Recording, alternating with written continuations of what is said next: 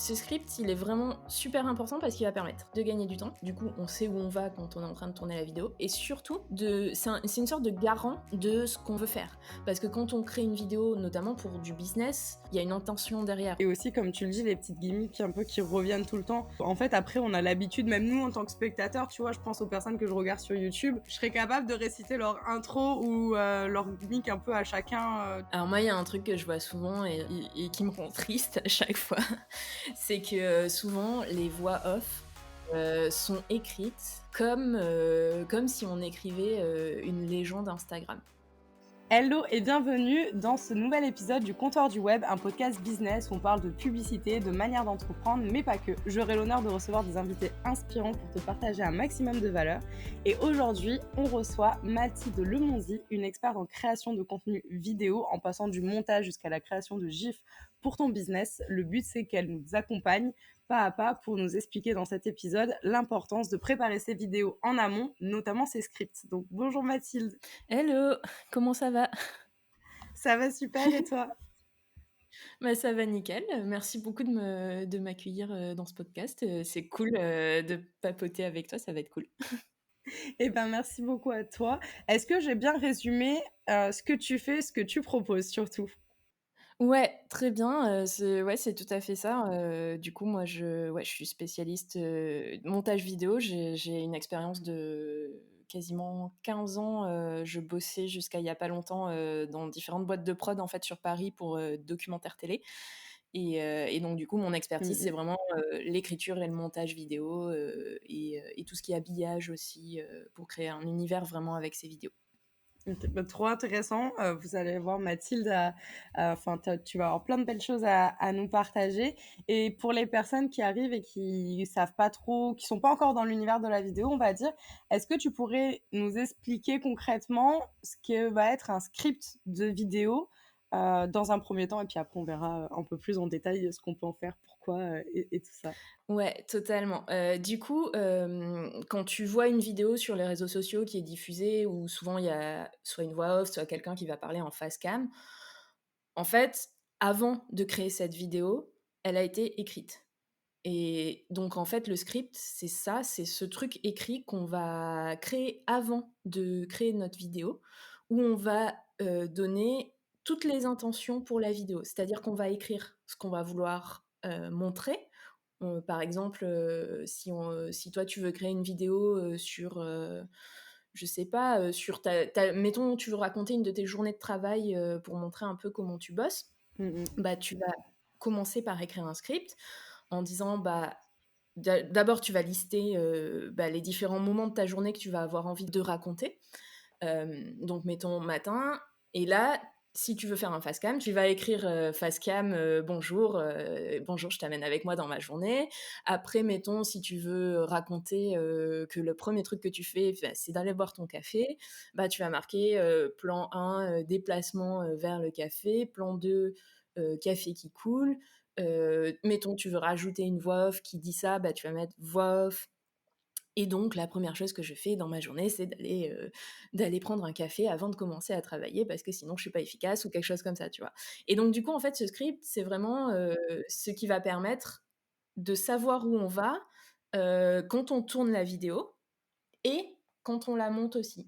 Et ce script, il est vraiment super important parce qu'il va permettre de gagner du temps, parce que du coup, on sait où on va quand on est en train de tourner la vidéo et surtout c'est une sorte de garant de ce qu'on veut faire. Parce que quand on crée une vidéo, notamment pour du business, il y a une intention derrière. On fait pas juste ça, pour s'amuser, même si c'est important de s'amuser quand on crée des contenus, il y a quand même toujours une intention et du coup, quand on réfléchit à son script, c'est aussi le moment où on va se dire: «OK, pourquoi je crée cette vidéo? Qu'est-ce que je veux que mon audience en retienne?» Et donc ce script, c'est le garant du message, de la promesse de la vidéo et ça permet de s'assurer que, ce qu'on crée est vraiment en adéquation avec l'intention qu'on a eue. C'est vraiment le fil conducteur, en fait, de notre vidéo pour pas qu'on se perde, qu'on perde le message qu'on a envie de faire passer. Donc, je trouve que tu as très bien expliqué. En tout cas, merci beaucoup.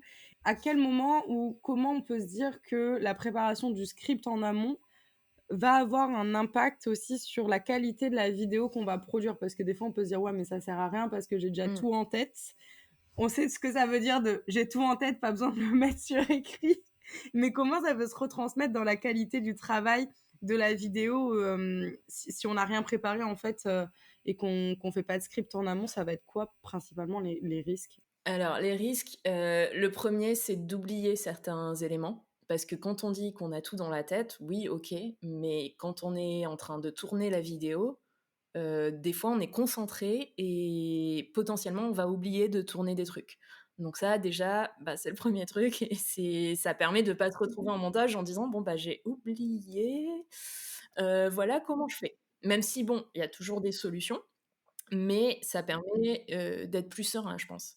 Deuxième chose, donc comme je te disais, le script, c'est le garant de ton intention, de ton message, de l'objectif que tu as avec ta vidéo et du coup, c'est vraiment ce garant, en fait, cette espèce de truc où tu vas t'y référer pour te dire: «Est-ce que là, je suis vraiment dans ce que je veux produire?» et cetera. Et la troisième chose, c'est que, le fait d'écrire ces vidéos et notamment pour la voix off, ça va permettre de développer ton ton de vidéo, de poser des intentions et de créer des vidéos qui vont être cohérentes les unes avec les autres et donc ça va participer à la création d'une sorte d'image de marque grâce à la vidéo, et puis de mettre en place aussi peut-être des petits gimmicks qui vont revenir dans toutes tes vidéos. Par exemple, il y a certaines personnes qui commencent leur vidéo toujours de la même manière et ça, sans écrire la vidéo en amont, c'est difficile de le mettre en place et de trouver le bon truc, en fait. Voilà et je dirais, il y a un quatrième truc, c'est pour le montage. Ça permet aussi d'aller plus vite parce que du coup, tu as ton script, tu sais exactement où vont les choses, par rapport à ce que tu as voulu créer et si tu délègues ton montage, bah, ça te permet de donner toutes les indications au monteur, ce que tu as voulu faire, pourquoi tu as tourné tel truc comme ça et cetera et cetera. Donc ça permet de gagner du temps et de mieux communiquer quand tu travailles avec une équipe. Ouais, c'est vrai que sur le point de l'équipe, je trouve que c'est super pertinent et aussi comme tu le dis, les petites gimmicks un peu qui reviennent tout le temps, en fait, après on a l'habitude, même nous en tant que spectateurs, tu vois? Je pense aux personnes que je regarde sur YouTube, je serais capable de réciter leur intro ou leur gimmick un peu à chacun, tu vois? Tu vas dire des c'est un peu même il y en a certains, ça devient, des citations de pop culture française, tu vois? Je pense notamment à Squeezie, tu vois? Avec son, «C'est ciao» ou Mmh. des expressions qui reviennent tout le temps et je trouve que c'est super bien aussi pour le personal branding qu'on a envie de mettre en place dans une entreprise, de penser ça comme ça. Effectivement, c'est super intéressant et pertinent aussi, de le mettre en place et à partir du moment où on se dit: «OK, j'ai compris qu'avoir un script, c'est important, que si j'en ai pas un, je peux passer à côté de beaucoup de choses et perdre beaucoup de temps, sur la longueur au final». Quelles vont être les étapes à réaliser ou à penser en tout cas, à partir du moment où je me dis: «OK, je vais commencer à préparer le script de ma vidéo». Alors la première chose, ça va être de poser l'intention. Qu'est-ce que je veux, avec cette vidéo? Et la promesse, en fait, de la vidéo et donc du coup, en fait, cette promesse, il faut arriver en une phrase super efficace de résumer ce dont on va parler dans la vidéo. Donc par exemple, sur notre exemple là de où tu nous amènes dans une journée avec toi, ça va être donc moi souvent je formule ça en m'adressant directement au spectateur. Je t'amène dans une journée avec moi, pour te montrer comment je travaille et ça, c'est la promesse de la vidéo. Ça va être la première chose. Ensuite, la deuxième chose à faire, c'est alors ça dépend du type de vidéo, mais c'est souvent d'avoir un squelette. Moi, par exemple, pour mes weekly vlogs que je fais, j'utilise toujours le même squelette. J'ai une accroche, une sorte de mini générique où je présente le format, le récit de ma semaine et à la fin un call to action, où je vais dire, ce que je veux que l'audience fasse à la fin de la vidéo. Et donc ça, c'est toujours mon même squelette, donc c'est pas mal, avant d'écrire le script, d'avoir réfléchi à ce squelette et de savoir, en gros, les grosses parties qu'il va y avoir dans la vidéo. Et ensuite, eh ben, ça va être pour de faire chaque grosse partie, d'en faire des petites parties, en mettant ce qu'on veut qui donc là, j'ai une sorte de méthode en fait, c'est la méthode maïs, j'appelle ça. Mais en gros, pour, déterminer les ingrédients du script, donc M, message, ce qui va se dire, donc cette fameuse promesse qu'on va dire en une phrase. A, action, ce qui va se faire. Donc là, on va dire ce qu'on par exemple, si tu veux faire couler du café, bah, tu vas le noter, tu vas mettre, plan, où je fais couler du café. I, c'est comment les 2 ingrédients d'avant, le message et l'action, vont être mis en image, donc I pour image. Donc si ça va être un plan d'illustration, si ça va être un face cam, si on va aller chercher une photo qu'on a dans nos archives, et cetera. Donc c'est vraiment, en fait, le script, il va vraiment permettre de décortiquer tout ce qu'il va falloir qu'on fasse ensuite pour obtenir le résultat final. Et le S, c'est comment on va entendre le message et l'action. Est-ce que ça va être de la voix off, du face cam? Est-ce qu'on va utiliser de la musique? Est-ce qu'il y a des moments où on va mettre en exergue de certaines choses avec du sound design, et cetera. Et ça donne tout plein d'indications. Par contre, il y a un truc, moi, j'aime bien dire aussi, c'est que, OK, c'est trop bien de faire ce script, et cetera, mais il faut pas hésiter si, en tournage, en montage, on a des nouvelles idées qui arrivent qui sont pas prévues dans le script. Faut pas hésiter à s'en détacher un peu. C'est un cadre, c'est une aide, mais c'est pas grave si de temps en temps on sort un petit peu du cadre et on fait des trucs en plus. Ou si en tournant un face cam, tu te dis non, mais là, en fait, ça marche pas du tout, c'est pas du tout comme ça que je veux dire les choses et que tu réécris un peu. Voilà.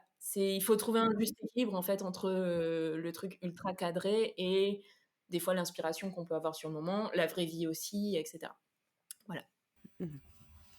C'est vrai que c'est important, je pense, comme tu dis, de garder aussi de la spontanéité et de l'authenticité, du coup, donc, quand tu sors du cadre. Je pense que c'est ça qui nous plaît aussi en tant que spectateur, encore une fois, de bah, si on se rend compte, enfin, on se rend vite compte, pardon, quand quelqu'un lit son script ou n'est pas naturel. Donc, c'est vrai que garder cette spontanéité-là, je trouve que c'est important pour nous qui regardons les vidéos, en tout cas. Et comment est-ce que tu fais, justement, est-ce qu'il y a des petites techniques pour garder l'attention du spectateur tout au long de la vidéo, parce que bah, des fois on se dit oui bon bah, au bout de 5 minutes ils vont swiper, ils vont passer à autre chose. Donc est-ce il y a des Mm. petites astuces avec la musique ou avec les je sais pas moi les transitions ou des choses Ouais. comme ça qui font que on peut garder l'attention de la personne? Bah, alors ça, c'est un truc très important et qui vient en montage, c'est ce qu'on va créer en montage. Alors, on peut déjà l'anticiper à l'écriture parce que, c'est des choses qu'on peut déjà faire à l'écriture en prévoyant et c'est de créer du rythme, en fait. Et donc du rythme, qu'est-ce que ça veut dire créer du rythme? Parce que, enfin, dit comme ça, tu fais: «OK, c'est quoi? Je mets une musique et je danse, pendant ma vidéo», enfin, voilà. Non, en fait, quand on dit qu'on crée du rythme en vidéo, c'est on va créer des moments, des ruptures en fait. Donc des accélérations, il y a des moments où on va aller plus vite dans ce qu'on raconte, et cetera et des moments où on va ralentir, on va faire une pause, on va créer une rupture par exemple avec un son, et tout ça, ça va créer un rythme avec des changements de rythme en fait et qui vont faire qu'on va reprendre l'attention de notre audience. Par exemple, si on repart toujours sur notre exemple de journée, voilà, si tu fais couler ton café, tu as un son, de cafetière un peu fort, bah, ça peut être intéressant d'utiliser ce son pour passer à l'image d'après et c'est ça qui va créer le rythme et qui, en fait, va faire que la personne, elle va rester. L'autre chose aussi, qui va bah, ça participe aussi au rythme, hein, c'est d'essayer de créer, je dirais pas du suspense parce que des fois ça fonctionne pas et on sent vite si c'est fake un peu le suspense, et cetera. Mais essayer de trouver les éléments qui vont intriguer. Il y a des choses où on va arriver à intriguer, à donner envie en fait d'avoir la réponse à la question. Et c'est vraiment en montage où on va vraiment réussir à créer ça. Et souvent, quand on fait son premier jet de montage, enfin moi en général je le fais sans me préoccuper trop du rythme, de façon assez intuitive en fait. Ce que j'aime bien faire, c'est une fois que j'ai fait ma V1 avant de l'envoyer à mes clients, je le laisse reposer, tu vois? Je l'oublie en fait et je reviens regarder, genre le lendemain en essayant, alors ça c'est très dur, mais avec le temps on y arrive de mieux en mieux, en essayant de me mettre dans la peau de quelqu'un qui a jamais vu la vidéo et qui tombe dessus et qui la voit pour la première fois. Et j'ai un petit cahier à côté et je note, les moments où mon attention décroche, où, je parce que des fois tu le sens, tu as ton esprit qui part et je note tous ces moments-là et après je reviens dessus et j'essaye de voir comment, je peux relancer en fait le rythme. Est-ce qu'il y a besoin d'un peu plus de temps? Est-ce qu'il y a besoin d'un son qui va me remettre dedans? Est-ce qu'il y a besoin d'une info en plus qui va m'aider à garder mon attention et cetera? Ah ouais, donc c'est vraiment un boulot de, enfin c'est un boulot de fou quoi. Quand tu reviens et que tu déjà te mettre dans la peau de la personne qui regarde la vidéo pour la première fois, je pense que ça va être super dur, surtout en tant que monteuse, tu sais, qui connaît la vidéo presque par cœur. Et après de noter tous les moments où tu perds l'attention, je trouve que c'est un super bon tips, en tout cas pour améliorer le montage et faire des Ouais, modifications. Et est-ce que justement un peu dans la même lignée de là où tu peux te reprendre pour faire le montage, il y a des erreurs que tu vois assez souvent dans la préparation d'un script ou dans l'élaboration globale sinon d'une vidéo. Est-ce que tu as pu remarquer avec le temps plus ou mmh. moins toujours les mêmes erreurs et pourquoi ou comment on peut les pallier Alors moi, il y a un truc que je vois souvent et qui me rend triste à chaque fois, c'est que, souvent les voix off, sont écrites comme si on écrivait, une légende Instagram. Enfin, elles sont écrites pour du de l'écrit, en fait, comme un article de blog et cetera et en fait, ça fonctionne pas en voix off parce qu'une voix off, c'est Mm, vraiment ça doit être le plus près possible de comment tu parlerais dans la vraie vie, comme du podcast, en fait, tu vois? Comme on parle là. Il faut mm, arriver le plus possible à écrire comme on parle et ça, c'est super, dur mais ouais, ça s'apprend et ça se fait, avec l'expérience et souvent, moi, ce que je conseille, hem, c'est de faire un premier jet intuitif quand tu écris ta voix off, quand tu écris ton script de voix off, de le relire à haute voix. Parce que, en fait, quand tu le relis à haute voix, bah, tu vas voir qu'il y a des endroits où tu vas buter. Ah bah, si c'est des endroits où tu butes, c'est que c'est mm, pas comme ça que tu l'aurais dit dans la vraie vie et il y a un autre tips aussi, qui peut être pas mal pour s'entraîner à écrire, comme on parle, c'est pour s'entraîner, c'est vraiment dans l'entraînement, tu prends un sujet, tu t'enregistres en train d'en parler mm. pendant 1 minute et tu te le transcris et tu regardes quelles expressions tu utilises, quel tic de langage tu vas avoir et cetera.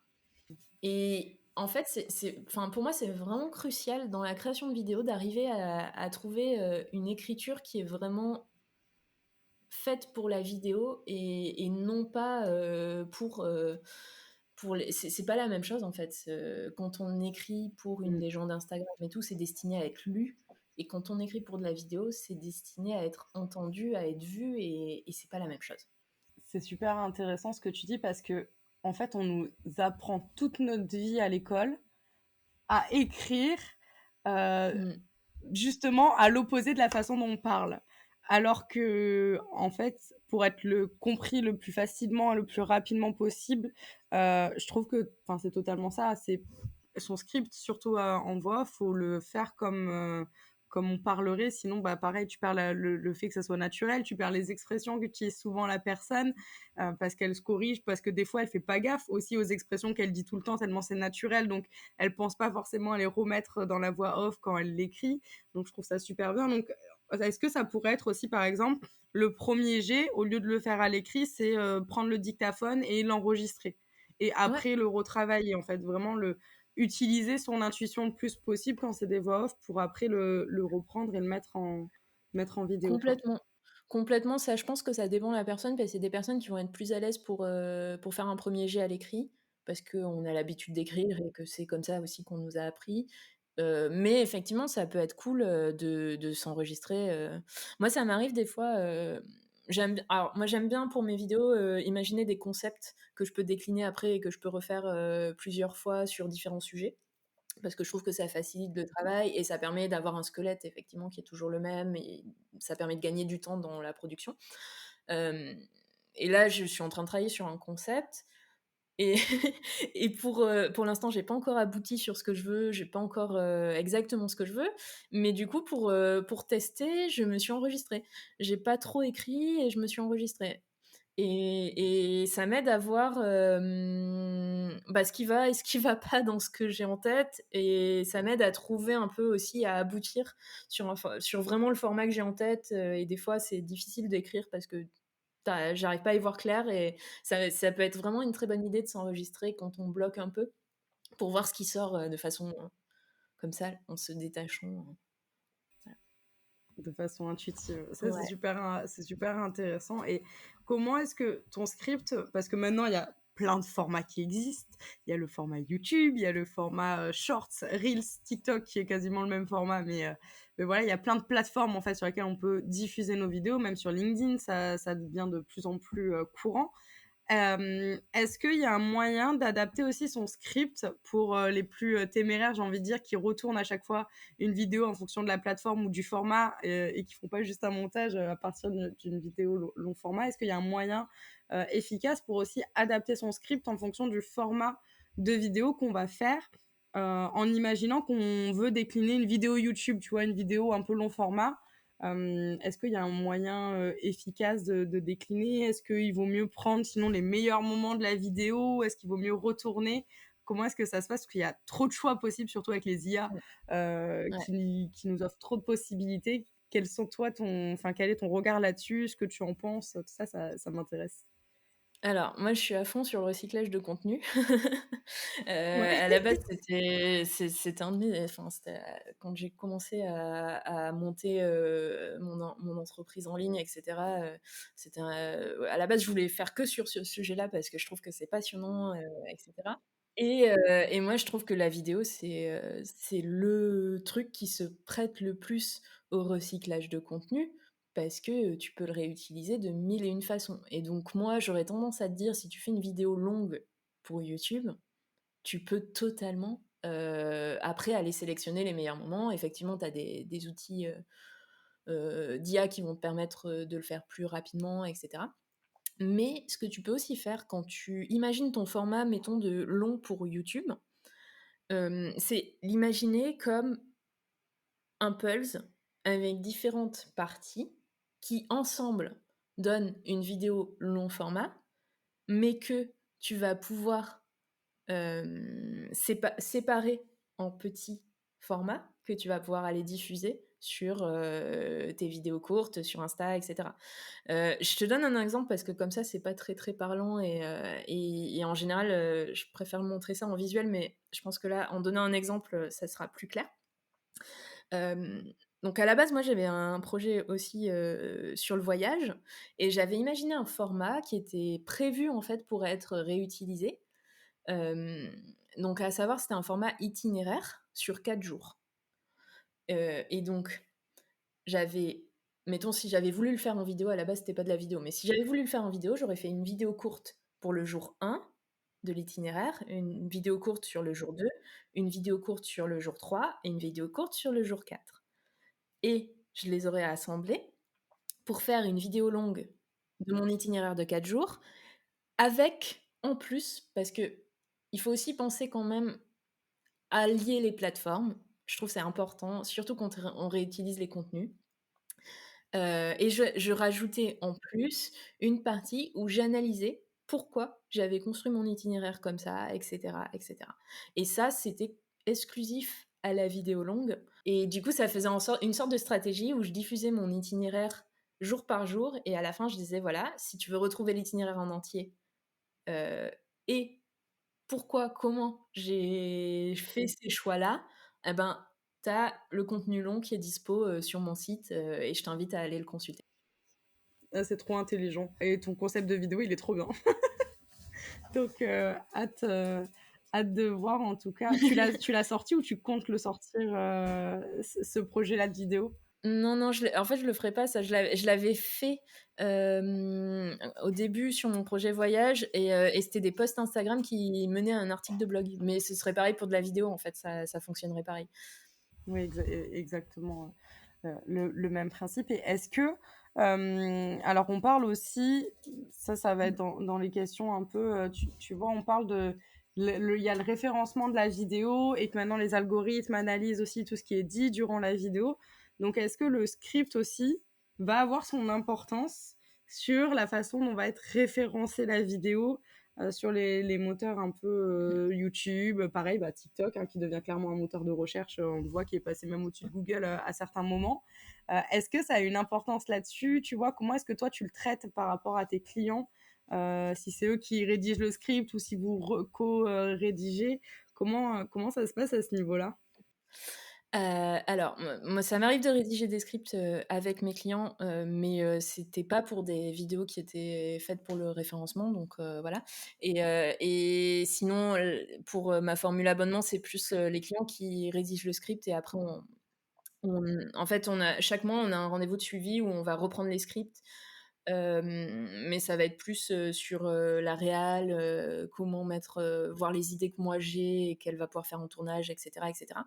Mais c'est très intéressant cette histoire de référencement parce qu'effectivement, ça c'est en train de se développer et je pense que ça va devenir, genre, ouf. Parce enfin, je sais que moi, je me suis aperçue l'autre jour, je faisais une recherche sur Google, et ce qui est sorti en premier c'est des vidéos de TikTok.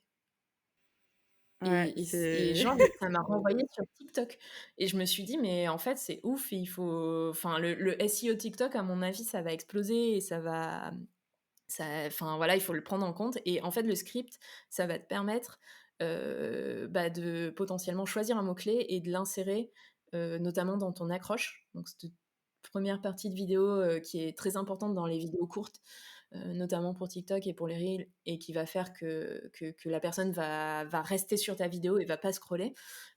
Ça permet de la mettre dans l'accroche et de la remettre tout au long de la vidéo, dans ce que tu dis, pour que quand tu actives les sous-titres automatiques de l'application, parce que pour le référencement, en fait, il vient utiliser ça, et bah, il y ait les mots-clés et du coup que lui, il sache que, bah, ta vidéo, elle parle de ça et c'est pour ça que c'est super important d'avoir en résumé en une phrase le message qu'on veut de la vidéo avant d'écrire le script, parce que du coup, on va pouvoir identifier sur ce message le mot-clé sur lequel on veut se référencer, qui va être, en général, il faut plutôt choisir quelque chose que ton audience va pouvoir, imaginer quand elle fait des recherches sur le sujet dont tu parles et du coup, après, tu peux le mettre, bah, dans le script à différents endroits. Alors pas tout le temps parce que sinon, voilà. oui, ça fait too much. Exactement, mais tu vois, par exemple, moi, dans mon truc de weekly vlog, j'ai mon petit générique, comme je te disais, qui revient à chaque fois où j'explique le concept et j'essaye de dire monteuse vidéo régulièrement dedans. Je le fais pas toutes les semaines, mais régulièrement et parce que c'est un de mes mots clés, en fait, pour qu'on me trouve comme monteuse vidéo, sur les réseaux, en fait. Au final, c'est exactement le même principe qu'un article de blog, Mmh. mais de l'époque de 2023 où le format vidéo prend une importance de plus en plus folle. Et justement, l'avantage, c'est qu'il existe des personnes comme toi, Mathilde, où si on n'a pas envie de s'embêter, parce que, un, le montage vidéo, ça prend du temps, pour moi, c'est un vrai talent. Enfin, c'est trop difficile. Ça peut être facile de faire un montage vidéo si on fait que des cuts.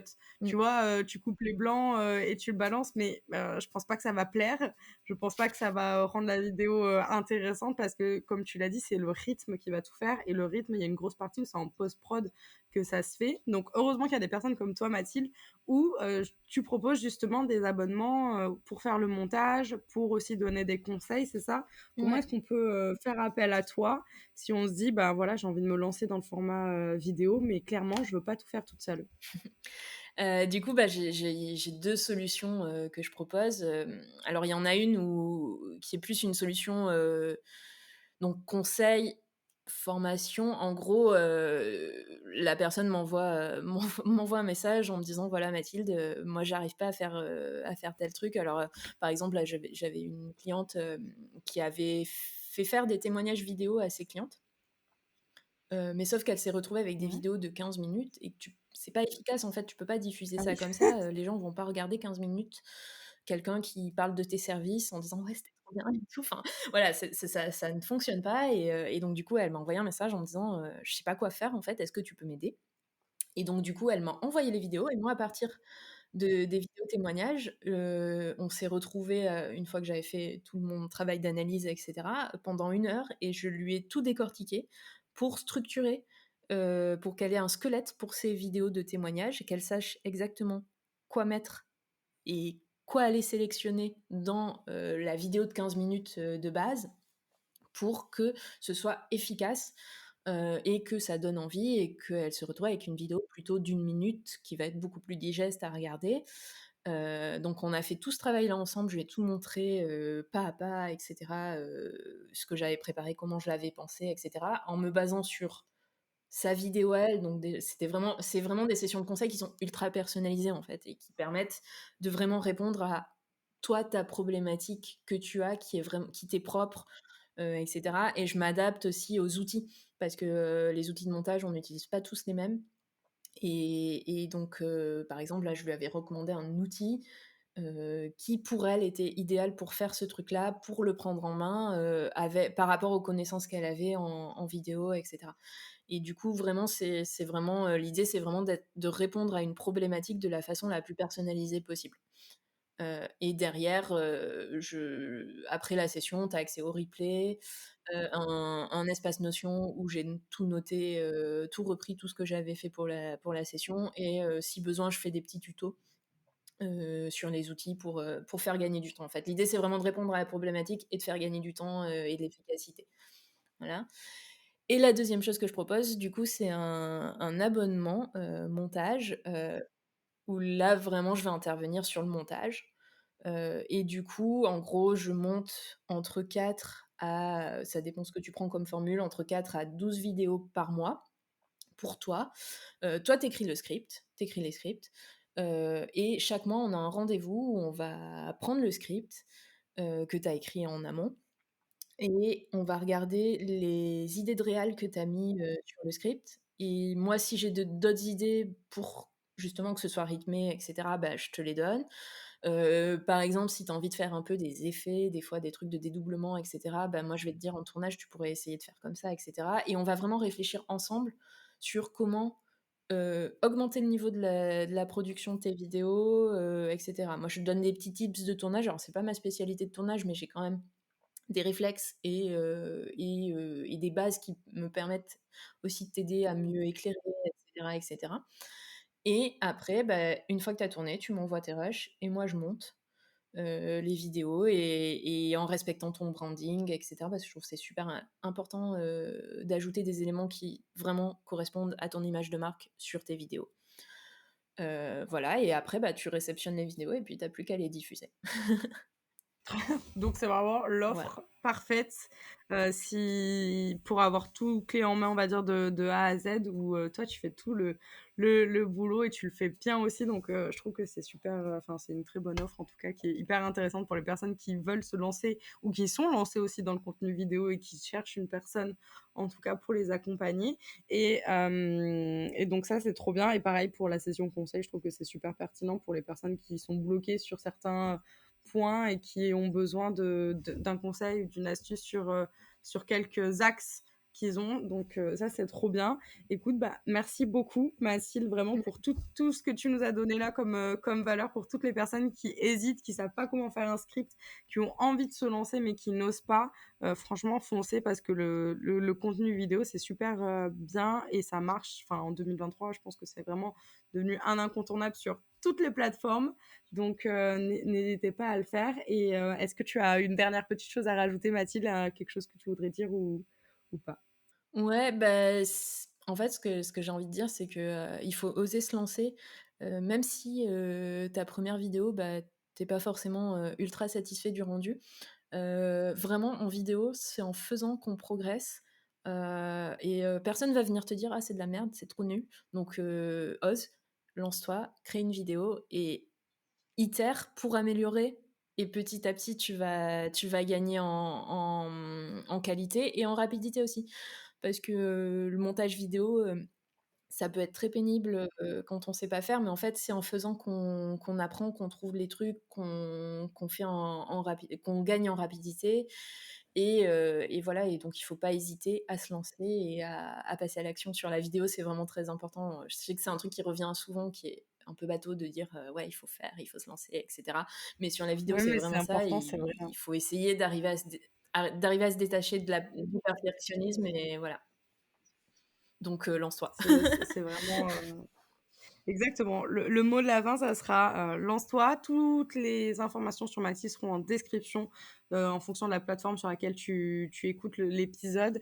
Il y aura toutes les infos, son Instagram, son site internet, son TikTok également, pour voir tous les contenus, vidéo que tu nous proposes.